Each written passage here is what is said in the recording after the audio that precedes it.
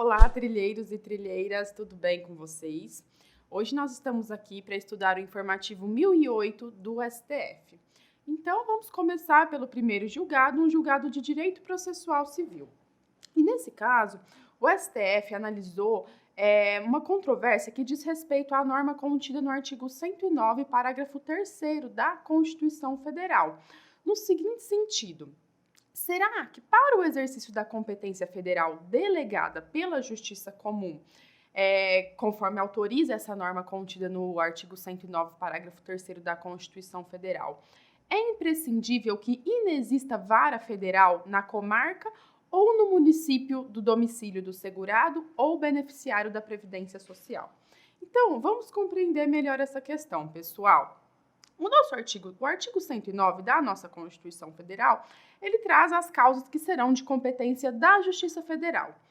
E, por sua vez, o parágrafo 3º desse mesmo dispositivo diz que, excepcionalmente, essas causas que envolvam Instituto de Previdência Social e segurado ou beneficiário, portanto, causas de natureza previdenciária, excepcionalmente, tais causas, embora de competência da Justiça Federal, poderão ser processadas na Justiça Estadual, caso inexista uma vara federal no domicílio, na comarca que seja domicílio deste segurado ou beneficiário. Então, portanto, vejam, pessoal, que trata-se de uma norma que traz uma hipótese excepcional em que se permite a delegação de competência da Justiça Federal para a Justiça Estadual. E vejam que, para que isso seja possível, há que se observar alguns requisitos. O primeiro deles é a precedência normativa. Então, o parágrafo 3º do artigo 109, ele traz previsão no sentido de que, para que seja possível essa delegação, é imprescindível que haja uma norma, uma lei específica, assim o fazendo, trazendo tal previsão. Além disso, como eu disse, isso não se dá com toda e qualquer ação, mas tão somente com aquelas causas de natureza previdenciária. E ainda, pessoal, embora haja essa transferência, essa delegação de competência, não há perda da competência originalmente conferida ao órgão federal. Não é uma transferência total de competência.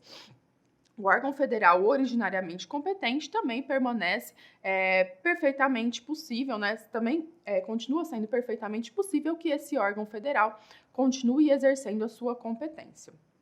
Tá ok? Então, feita essa breve introdução relativa à norma contida no artigo 109, parágrafo 3º da Constituição Federal, para a gente poder situar um pouquinho melhor o tema, a controvérsia que chegou no STF diz respeito ao pressuposto relativo à inexistência de vara federal na comarca ou no domicílio do segurado ou beneficiário.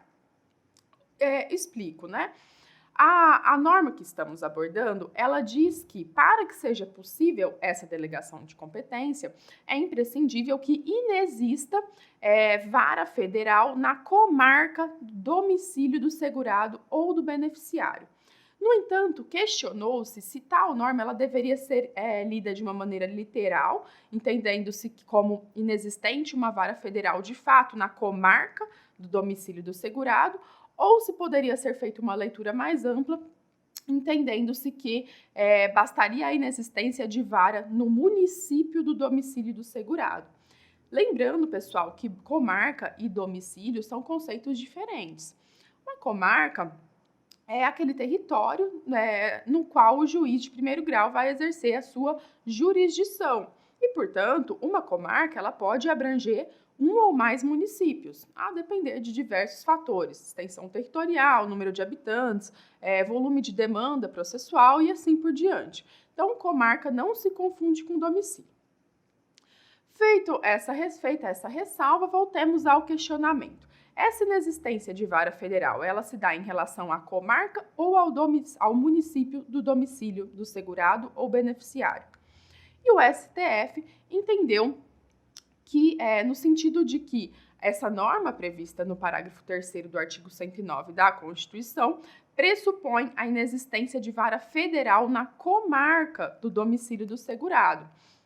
Isso porque a Corte entendeu que que deve ser feita uma interpretação restritiva em relação à norma que nós estamos abordando. Afinal, trata-se de uma hipótese excepcional de delegação de competência. Portanto, aqui o mais apropriado é que, de fato, se faça uma interpretação restritiva. Além disso, conforme eu lhes expliquei, o STF considerou que nós não podemos confundir os conceitos de comarca e de município. E aqui, nesse caso, nós estamos falando de comarca no domicílio em que está compreendido o distrito no qual reside o beneficiário ou o segurado, em relação àquele Instituto de Previdência Social. E, por fim, o STF trouxe ainda mais um argumento que encontra-se previsto no artigo 15, inciso 3º da Lei 5.010 de 1966, que, inclusive, foi recentemente alterado em 2019, sendo que foi incluída uma previsão no sentido de que essa inexistência de vara federal na comarca do domicílio do segurado, ela deve ser apurada num raio de 70 quilômetros. Então, se o segurado, o beneficiário, reside num determinado local, sendo que num raio de 70 quilômetros não haja um município sede, que seja sede de vara federal, será possível a aplicação e incidência do parágrafo 3º do artigo 109 da Constituição Federal, de modo que seja delegada a competência para um juiz estadual. Tá ok, pessoal? Então, com isso, a gente encerra este primeiro julgado e nos vemos na sequência.